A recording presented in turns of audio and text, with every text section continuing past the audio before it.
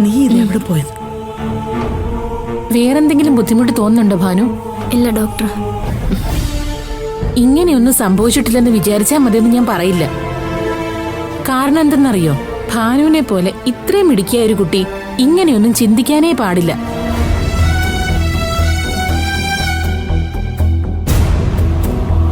ഇപ്പൊ ഭാനുവിനെ കുറിച്ചും ഭാനുവിന്റെ ലക്ഷ്യത്തെക്കുറിച്ചും ഭാവന പറഞ്ഞതേ ഉള്ളൂ.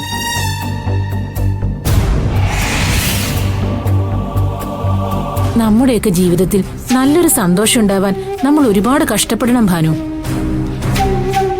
പക്ഷേ ഒരു ദുഃഖം ഉണ്ടാവാൻ ഒരു സെക്കൻഡ് മാത്രം മതി. അപ്പോൾ നമ്മൾ എന്തു വേണം? കിട്ടുന്ന സന്തോഷങ്ങളെ നിലനിർത്താൻ വേണ്ടി ശ്രമിക്കണം.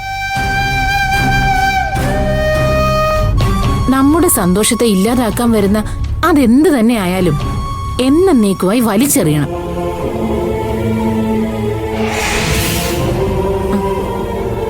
നമുക്ക് വർഷങ്ങൾ കൊണ്ട് പഠിച്ചൊരു സ്ഥാനത്തെത്താൻ കഴിയുമെങ്കിൽ ആ സ്ഥാനം നഷ്ടപ്പെടാതെ നിലനിർത്താനും നമുക്ക് കഴിയണം.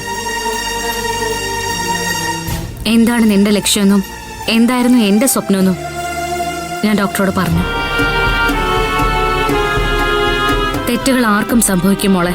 അത് തെറ്റായിരുന്നെന്ന് മനസ്സിലാക്കാൻ പറ്റി തിരുത്താനും കഴിയണം. അതിന് പറ്റാതെ വരുമ്പോഴാ നമ്മുടെ മനസ്സ് കൈവിട്ടു പോകുന്നത്. നിന്റെ ജീവിതത്തിലെ പ്രശ്നങ്ങൾ ഇവിടെ തീരണം.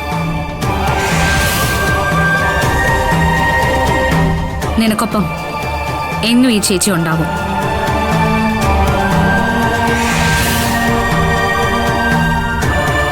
ഇതുപോലൊരു ചേച്ചിയെ കിട്ടിയല്ലോ ഭാനു, പിന്നെന്താ?